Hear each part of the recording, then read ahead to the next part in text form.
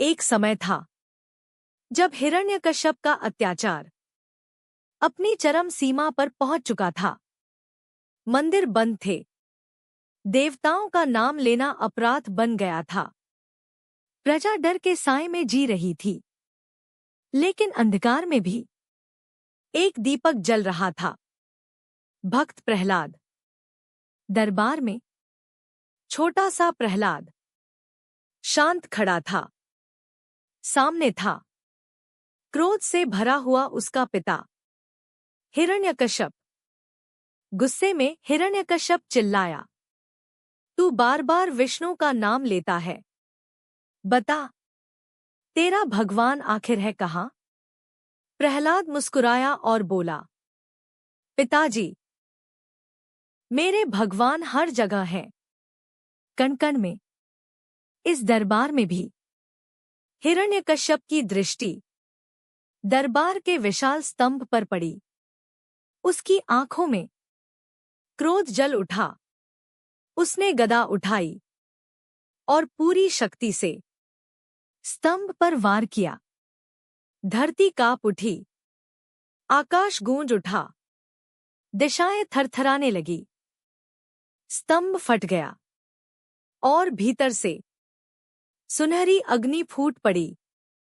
उस अग्नि से प्रकट हुए भगवान नरसिंह, आधा सिंह आधा मनुष्य।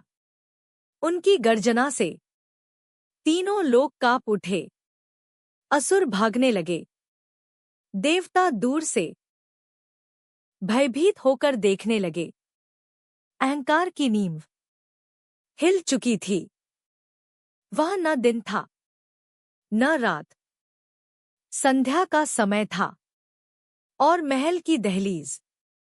भगवान नरसिंह ने हिरण्यकश्यप को अपनी जंघा पर रखा और अपने नखों से अधर्म का अंत कर दिया।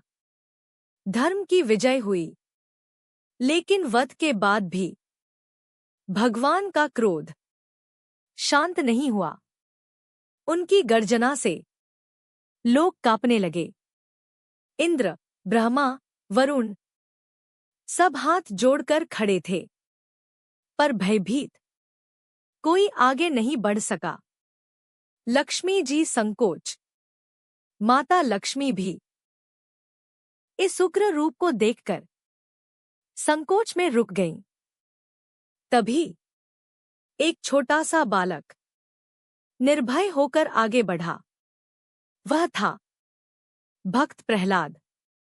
प्रहलाद बोला, प्रभु, आपका क्रोध भी मेरे लिए आशीर्वाद है। भगवान नरसिंह का हृदय पिघल गया। उन्होंने प्रहलाद को अपनी गोद में बैठा लिया। भगवान बोले, वत्स, तुम सदा सुरक्षित रहोगे। तेरी भक्ति युगों तक अमर रहेगी। धरती पर फिर से उजाला छा गया। देवता नतमस्तक हो गए। भक्ति ने अहंकार पर विजय पाई। लेकिन कथा अभी पूरी नहीं हुई है। अब आएंगी सबसे करुणामयी लीलाएं। भाग 3 देखने के लिए हमारे साथ बने रहें।